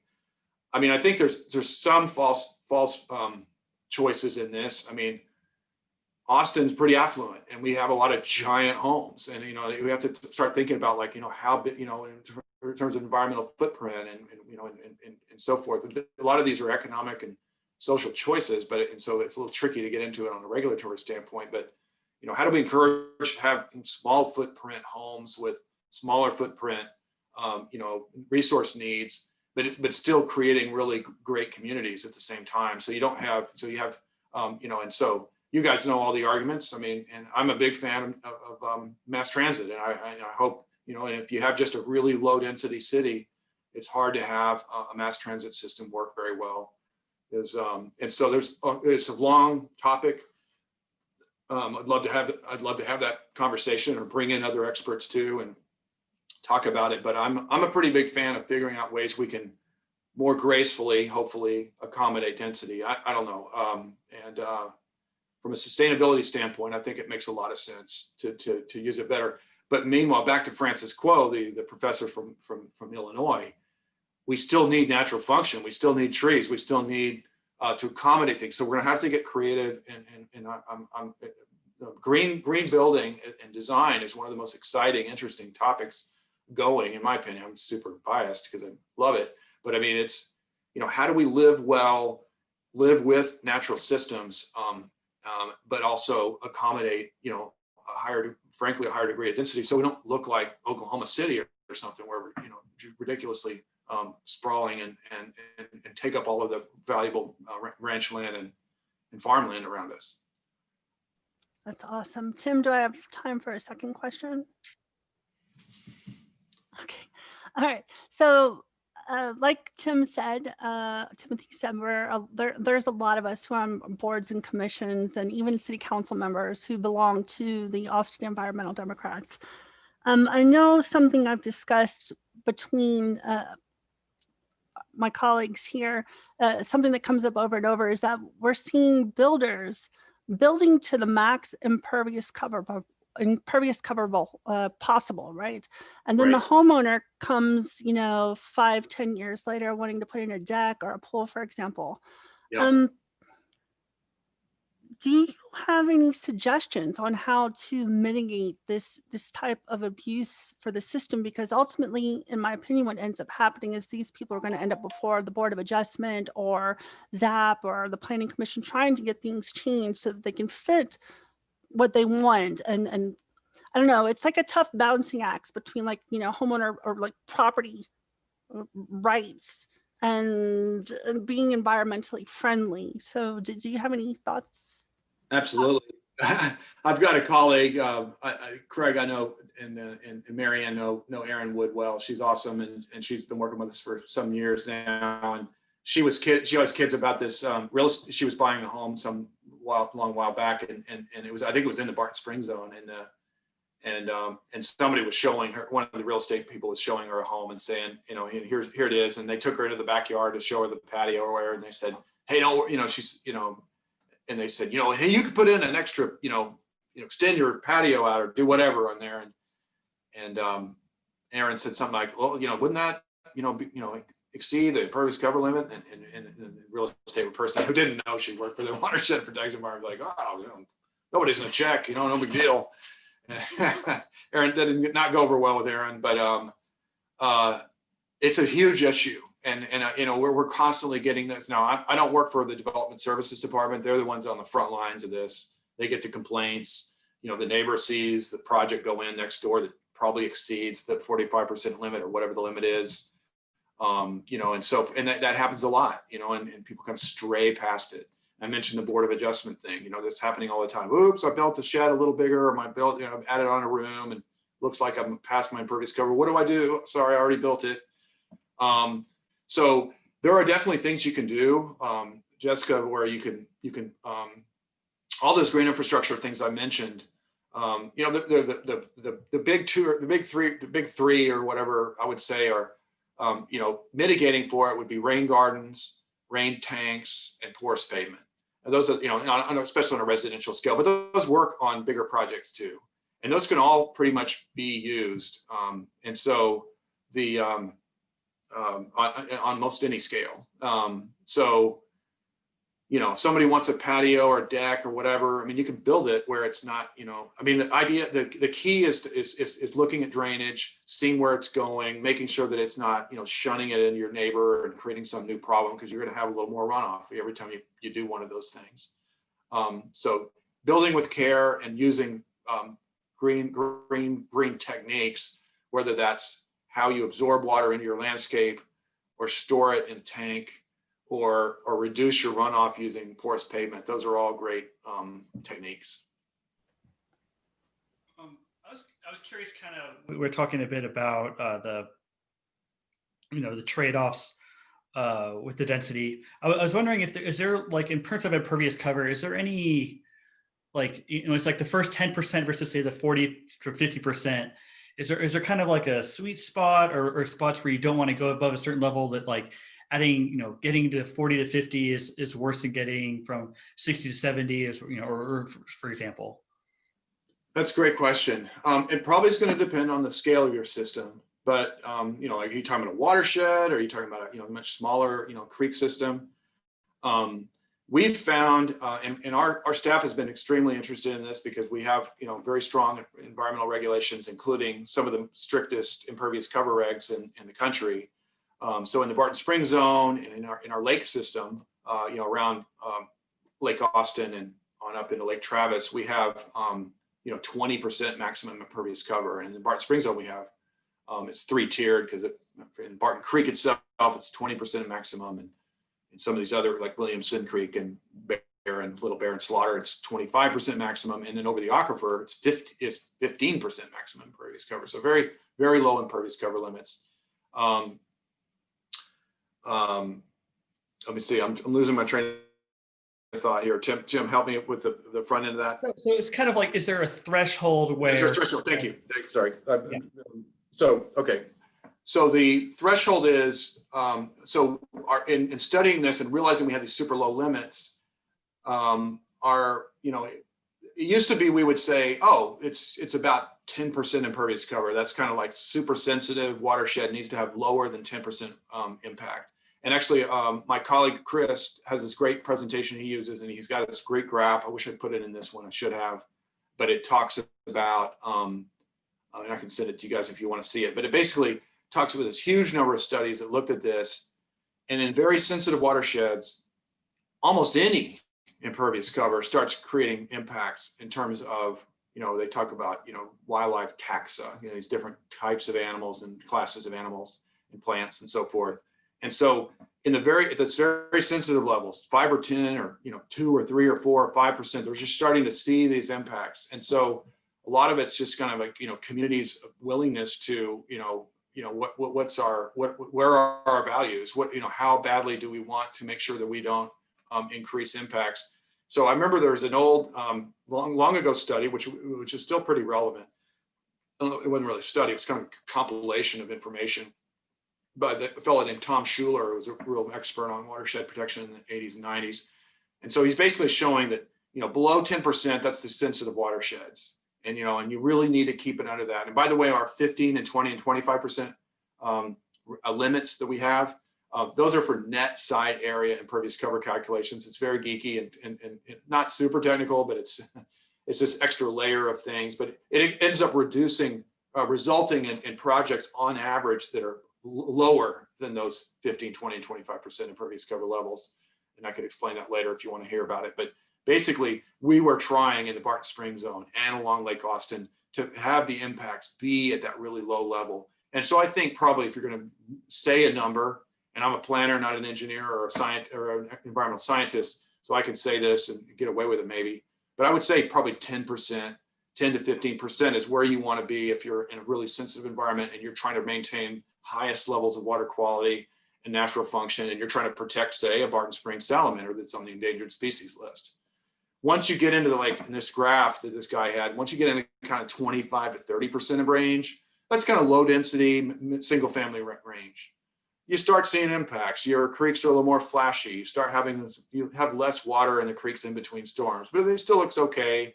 It's not getting totally torn up. So you don't have you're not totally blown out. You don't have the erosion problems that you would have with higher impervious, but you just don't have all the same species. You don't have the same cleanliness of water.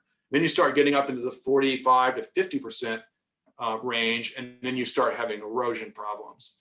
And there's probably more flash flooding going on with that and so forth. And then once you start getting past that, then you're off to the races. So one of the things that we've tried to do policy-wise and with our studies is like trying to figure out these structural controls we use, how much do they buy you? I mean, how much do they, how much do they offset in terms of, so what if you went to 50 or 60% impervious cover, but you had a ton of green infrastructure solutions on your site? Maybe you could make it act like it was only 10 or 20% impervious cover. That's kind of the gold standard, the goal of where we would like to be, is creating spaces. Because we've got, like it or not, privately, I would say, have a lot more opinions to say about this than I'll say in this this podcast or whatever, or the webcast. But Austin is about 1 million people now, and we're just projecting to have another 1 million people or something, within a relatively short period of time. Where do we accommodate those folks? I would like to figure out a way to accommodate them where it's not just taking everything over and wiping out, the entire hinterlands of Austin, but we are able to accommodate that gracefully without low loss of function using green infrastructure, because I think that's going to be one of our aces in the hole as we move forward. So I think our current structure, and it's really, we frequently will have somebody say, well, hey, what's the exact impervious cover past which we can't move, go in this watershed? And that's just a really tough question. And it's really a hard one to regulate to as well. So I'm straying a little bit off from your question, but kind of riffing off of what you were saying. But we get this a lot, yeah, we've got Craig and Marianne. I don't know how you want to. Yeah, I'll let Craig, you can go and then I'll have Marianne go.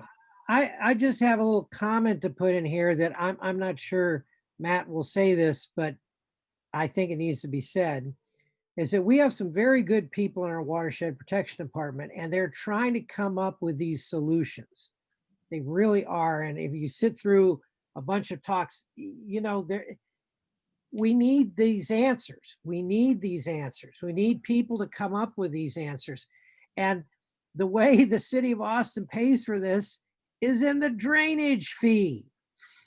So when you hear people complain about the drainage fee, it says, no, we need the drainage fee because we need these people coming up with these ideas and thinking about them, because that's what's going to save Austin. So I just want to put that plug in there for Matt and Watershed, because there's some really good people coming up with some great ideas, but it takes time and effort and study. It takes a lot of time to figure this stuff out, really. So Yeah, thank you for that, Craig. And we really do try to, it's not just us. We're actually plugged into this huge network of other colleagues around the country. And, there's so many good ideas out there, but it's a daunting thing. We have a landform as a culture that's been around for a really long time, and it's really ramped up since World War II. That's just really damaging for the environment. It's very damaging for water systems to build and put a lot of pavement down, a lot of roofs down. And we're learning. And in the 80s, we started figuring out how to do some of these water quality controls. And we started figuring out how to set back from the creek a little further. And we had our first floodplains in the 70s and 80s. But we're still learning. And and honestly, we're not, except for a few really exemplary sites, we don't have very many places that build in a way that really max this out and take advantage of the conservation efforts and take advantage of everything and sort of have a zero impact kind of scenario. It's very unusual. Our Marianne Neely was right at the forefront of the SOS ordinance and getting all that passed. That was, one of the signature efforts at trying to figure out, like, how do we balance this? And you have to go pretty far to try to figure out a way to have non-degradation and have no impact.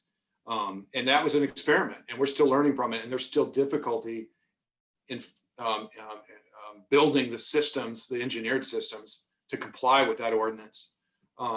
So it's, I'll just be the first to say this is a work in progress. And you're right, Craig. We need, we can't just kind of go, oh yeah, we got this figured out. We don't have to think about it anymore. This is going to probably take generations to figure this out and do it right well.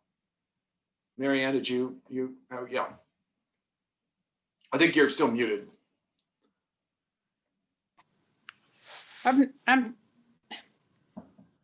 I've been thinking of what can we do about the people that have already lived there.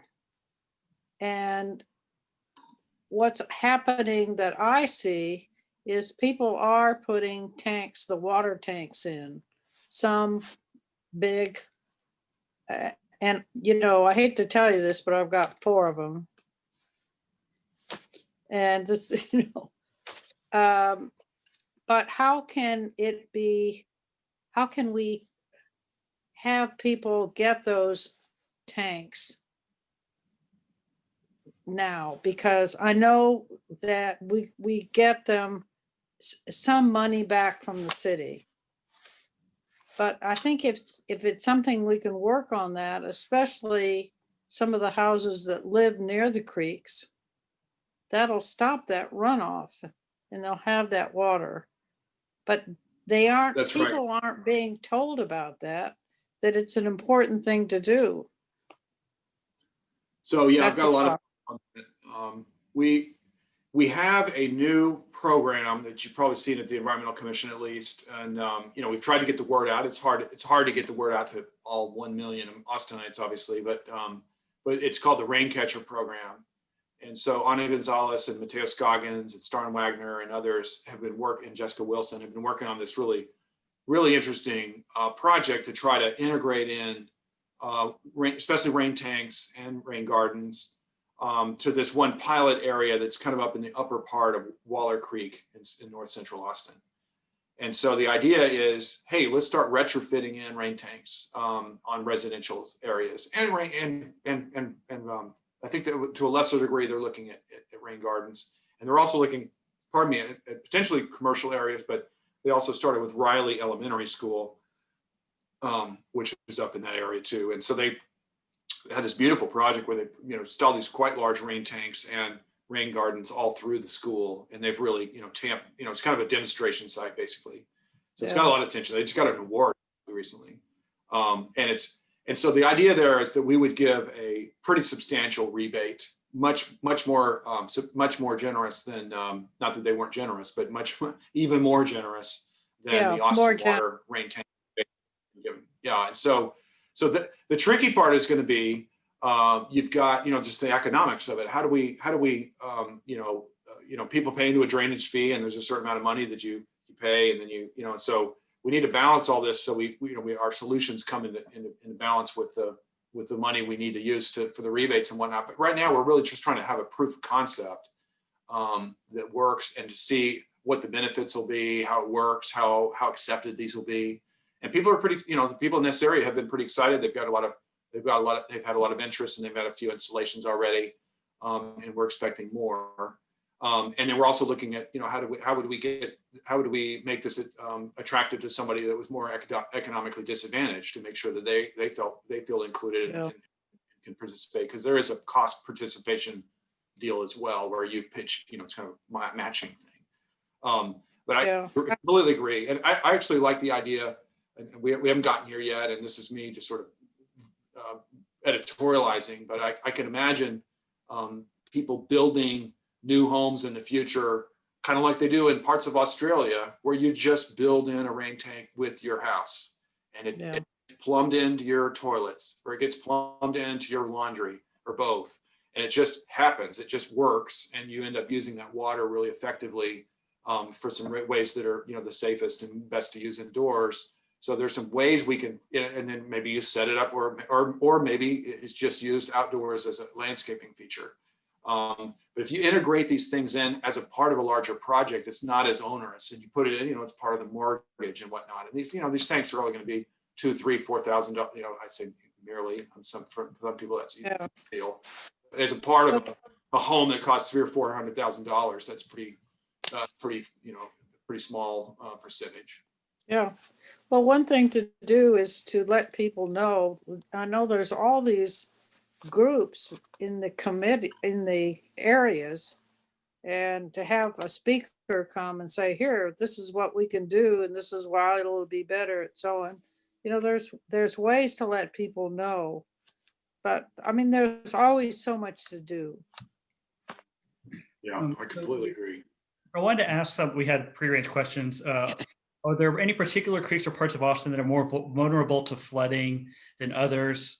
And I guess mixed in with this, have racial and economic inequalities led to different parts of town being treated differently in terms of impervious cover and watershed protection and like infrastructure?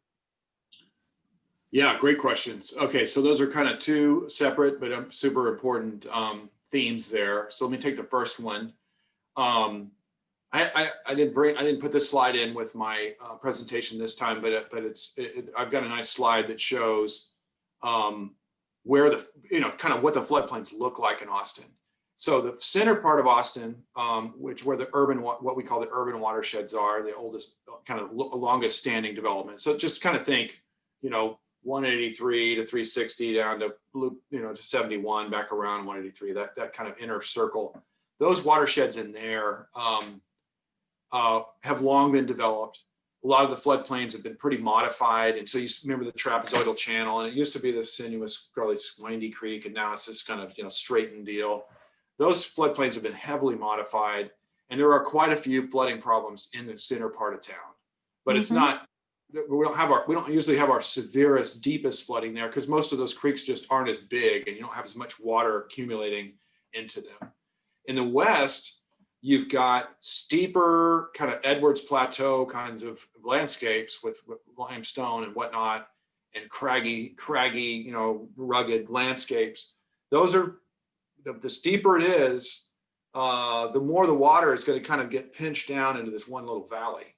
And so the development tends to be a little higher up out of there. And so we don't have a lot of wide floodplains at all on the west side. And we have the karst aquifer, which actually absorbs a lot of the water, literally, and puts it down into the ground. And so you have almost this gigantic detention system that way. So you really, in the west, we don't have as many floodplains, just because of geography. And then in the east, you got the Blackland Prairie, and much more flat and expansive floodplains. And so by definition, just by geography, you're going to end up with these much wider floodplains. And then there's clay soils that come up to them, I mentioned earlier. So if you got rock over on one side, the developer's not going to go, oh, I'm going to come in with this heavy equipment and just, modify this landscape, because it would cost a fortune to change that landscape. So they just kind of left those alone and left the trees there and so forth, even over time.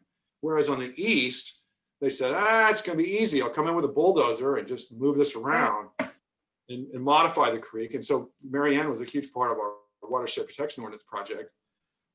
And we were realizing that, everybody's doing this damage to the creek structure, blowing off, kind of ecological principles out there, because it was easy and cheap to do. So you could move things around, move the floodplain around, and create your new development.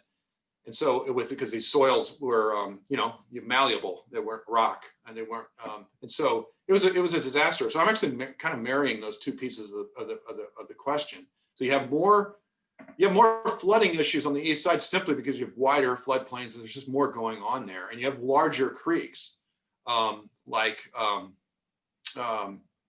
obviously Barton Creek is quite large, but we have such generous setbacks. You got parkland and whatnot in the middle of it along the creek that you just have almost zero flooding along Barton of structures. And on the east side, you have these big systems like Walnut Creek, Gilliland Creek, Elm Creek. Down below, you've got East and West Country Club and Carson, but there's been an Onion coming through there. Onion's a river, basically. So you just have massive drainage areas for most of those. Country clubs, not so much, but the Onions and the Walnuts, those are huge creeks with lots of water built up. And then unfortunately, at the time those were built out in the 60s and 70s, and some of the development went out. I showed that picture of that house that was kind of underwater, and there was water coming up from the behind the house. That was in Walnut. That was just a terrible idea. The developer had no idea that was how stupid that was when they built it. But sure enough, there it is, and that one we had to buy out. So I would say in general, the east side is where you have the biggest creeks, with the most water and the flattest floodplains. And so you're going to have more, and you had that issue where you had people, moving up too close to the edges, because again, when it's flat, the developer's like, oh man, I don't want to have to set back way out of this thing because I want to, build out. It's steep. Sure, you put it a little close. If you put it close when it's steep, you got some room with the floodplain. If it's really flat and you start encroaching it, you're going to get too close. And that's what we did, as we badly underestimated, in some cases, the scale of the floods that were going to happen, and we had too small a floodplain. So, you guys on the Environmental Commission and so forth went through all the brain damage of this after the 2013 Halloween flood. We actually realized those houses were built in the 70s and so forth. We had no idea how big the floodplain was, and we put these guys. We built, the builders built way too close. We had to make the floodplain bigger, and now with Atlas 14, it's even bigger. So we just didn't have the tools at the time were doing to make these choices. So that segues directly to the next question, which was talking about sort of equity issues and equality issues and so forth. And so, with that terrible 1928 master plan or city plan that the city put out back in 1928, we forcibly, kind of force fit, our black and brown populations into the east side and say, hey, you don't get utilities unless you live here. It was just a really atrocious situation. And so we kind of forced, through policy at the time, folks to be in this one particular area. And so that's, historically, a lot of that, a lot of folks of color have lived on the eastern side. And that has been the area that had the clay soils, that has the flatter floodplains, and so forth and so on. And so, later on, when we came up with our first, this is segueing into that, I think it's that same question, Tim, that where you have, asking about like our ordinances, our environmental, our environmental regulations over time started in the West.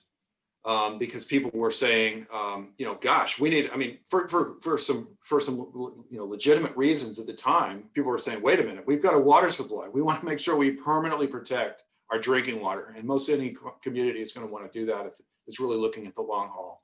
Absolutely critical. So we started protecting Lake Austin first. And then we started looking at Barton Creek and Barton Springs because that was a beloved area. Well, those are all on the west side, and they were a more affluent side. So gets kind of tangled, and I'm really wrestling with it myself. I've been here a long, I haven't been doing this as long as Marianne. I'm in debt, Marianne and Craig and all these other incredible leaders who were there at the time in the 70s and especially 80s that came up with all our regulations. And I think those were very well intentioned, and we were experimenting and trying to figure out what to do at the time. And I think now here we are 30, 40, 50 years later going, hey, how come we didn't, it was a little bit like the floodplains. We didn't have it figured out at the time. Looking back on it, it would have been awesome to have said, look, the whole city needs something along these lines and we need to protect everything. That 2013 watershed ordinance I talked about that Marianne and others on the Environmental Commission helped us with, that was correcting something that happened in the 80s that should have happened 30 years or that 30 years earlier instead of 2013. We should have been done it in the 1986 comprehensive watershed ordinance. Should have extended the creek buffers up into the headwaters of all these creeks.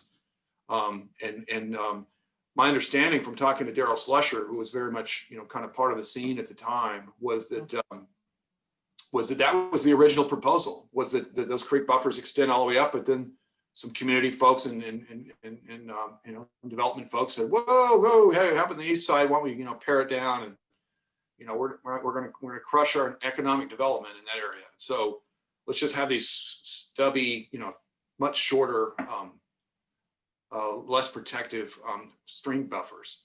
That was a mistake, and I think we, it just took political time and will to get it done, and we did finally make that happen, and I'm really proud of that effort. But I wish it had happened in 1986. Oh, and not yeah. 20.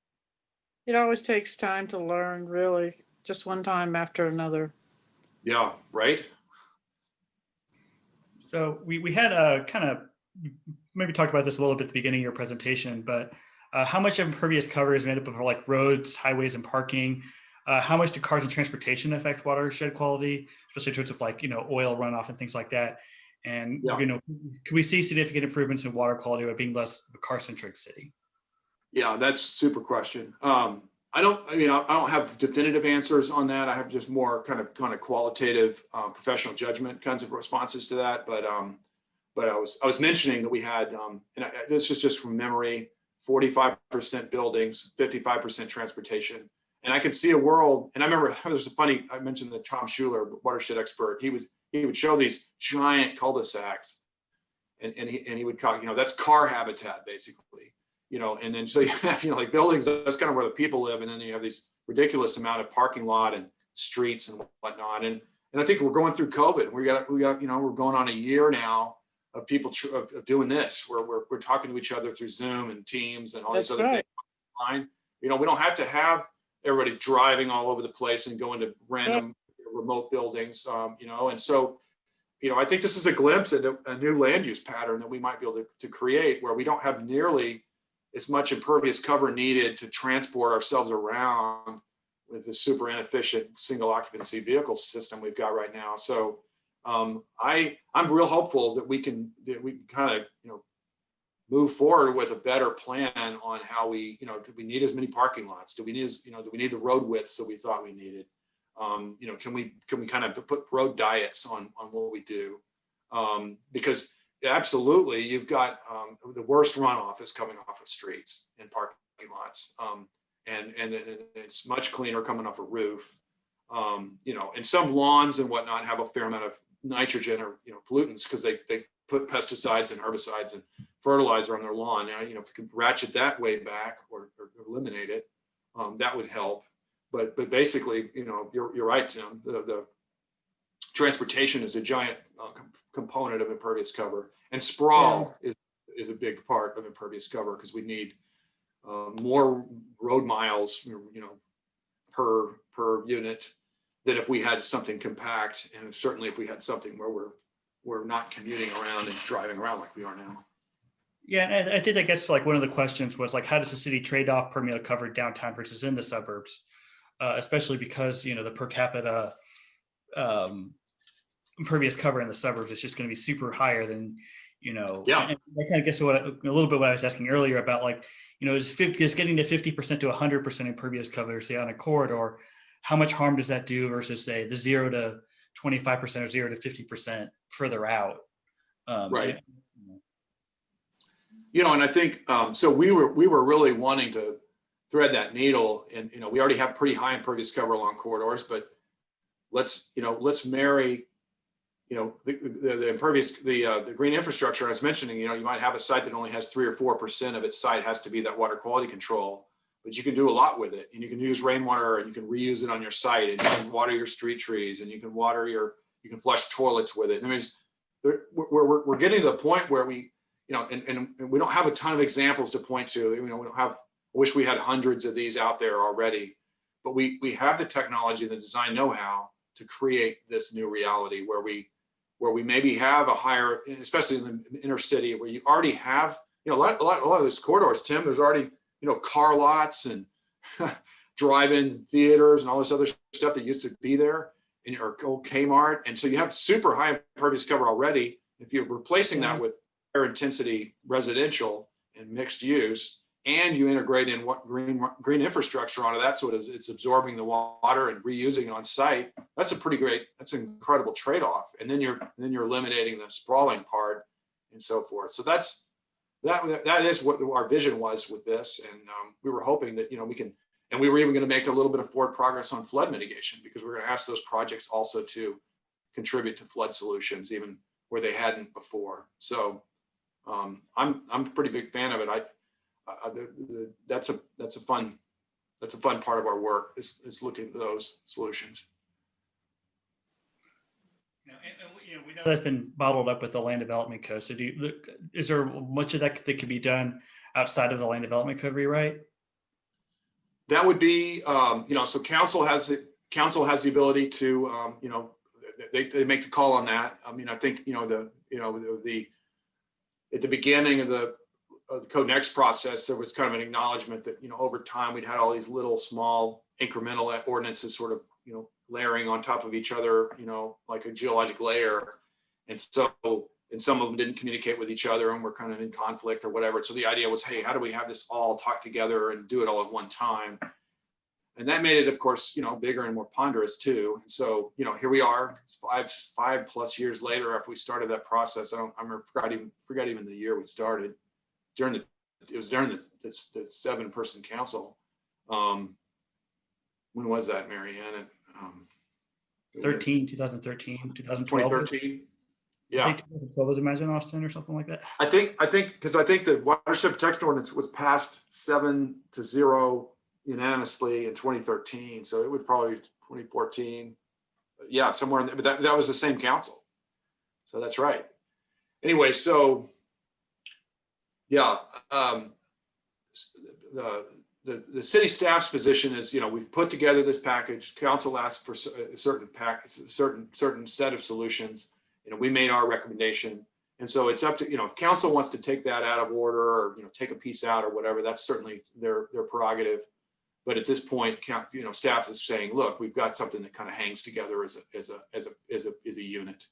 But that is not, that's definitely council's choice on if they want to go ahead with certain things, or if they want to, keep it together. Cool. Well, we're hitting 9 o'clock, so I think we hit most of the questions, but we really appreciate you coming on, Matt. And I will, I've got this recording, so we will post a live recording for anyone who missed the meeting, or if you came in late and want to see the beginning, you will be able to do that. And Matt, you posted your, I don't know if it got into the chat, but I know you posted earlier. If you want to put in your chat real quick, your email and phone number, if anyone wants to contact you. Right. People are asking for your contact information. Okay, yeah, you bet. Sorry, I was blabbing and not. Oh, no, you're good talking the whole time. So Yeah, no, it's been a great discussion. Thank you. Yes, so much thank for you being so here. much. Thank you. Oh, you're so welcome. Let's see, and then I'm gonna. So good to see you again. You too. I really enjoy this. I'll say for And- anyone reading this too, I'll find your contact information. Michael Nahas, did I say that right? We saw your questions and we didn't get to them, but I will forward these on to Matt for you, and I will email you his answers. All right, Unless you want to briefly Sure. jump on those, Matt, in the Q&A section. And if there's anyone who doesn't sees a recording of this, it's Matt, METT.Hollon, HOLLON at austintexas.gov, and the phone number is 512-974-2212. And that's my office phone, but it gets forwarded to my email if you want to leave a voicemail. So it works out well. Also, I'd just like to say that, the silver lining to the pandemic is discussions like this are actually a little bit easier to do in a way. I know it. Yeah. And we should take advantage of it. I think this is just a really great idea to get, people who really know what they're talking about to talk to a lot of people who are interested in the information.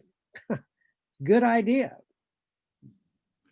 Well, I'd be happy. I'd love to reach out or just have more of a dialogue. I think, everybody go off in their own little silo and talk amongst themselves. And then, this kind of cross discussion is really helpful. We always learn a lot, and anytime you want to talk, I'd like to make myself available. Matt, this is Craig. Great questions, incredible questions. Hi, Matt. This is Craig. Hey, Craig. Great to see you. Good to see you. On January the 22nd, we're going to have a meeting of our Water Quality Plan Working Group and try to work on a proposal to Dripping Springs. The district court reversal of their permit gives us a window of Okay. opportunity to settle with them somehow. And I hope we'll be talking about some possible ways to do that. And I hope that you might be able to join us. Of course, it's a Zoom meeting, Okay. 10:30 to 12:30. And I sent you the notes today. Okay, and so I saw your email, but I hadn't had a chance to read the Okay. details. That's really helpful. And All right. and I assume Chris Harrington's gotten this too, but I'll make sure he gets it as well. Yeah, he's on the list, and Nick Kincaid participated in our last meeting. That's great. Yeah, Nick works in my group and keeps me informed. But I'd love to. This sounds like things are getting pretty exciting and urgent. It's just an opportunity.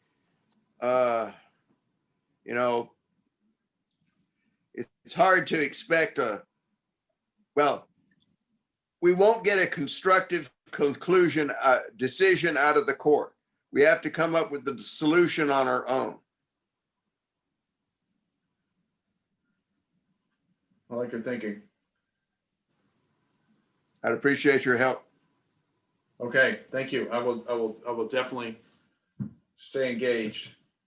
Yeah, we actually recently they put up their roadway plan up on the Mhm. web.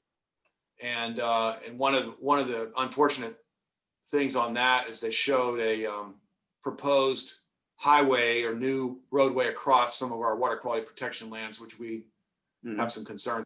So we did weigh in on that and let them know that was something we were not super happy about. And so anyway, we got a lot of stuff to talk to Dripping about.